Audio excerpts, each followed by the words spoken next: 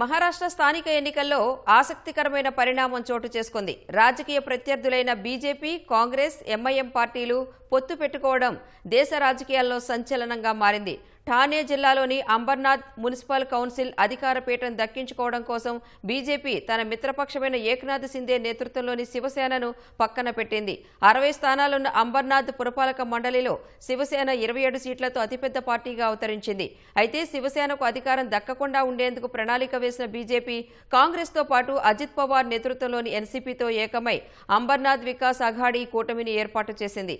ఈ అనూహ్య కూటమితో బీజేపీకి చెందిన తేజశ్రీ కరాంజులే పాటిల్ మేయర్ పదవిని దక్కించుకున్నారు. అటు అకోలా జిల్లాలోని అకోట్ పురపాలక మండలిలోనూ బీజేపీ అసదుద్దీన్ ఓవైసీకి చెందిన ఎంఐఎంతో చేతులు కలిపి అకోట్ వికాస్ మంచ్ పేరుతో కూటమిని ఏర్పాటు చేసింది.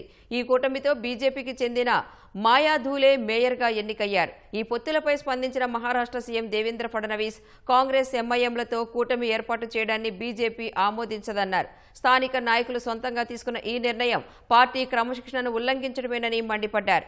ఈ పొత్తులను వెంటనే రద్దు చేయాలని ఇప్పటికే ఆదేశాలు జారీ చేశామని పేర్కొన్నారు. బాధ్యులైన వారిపై కఠిన చర్యలు తీసుకుంటామని ఫడ్నవీస్ స్పష్టం చేశారు.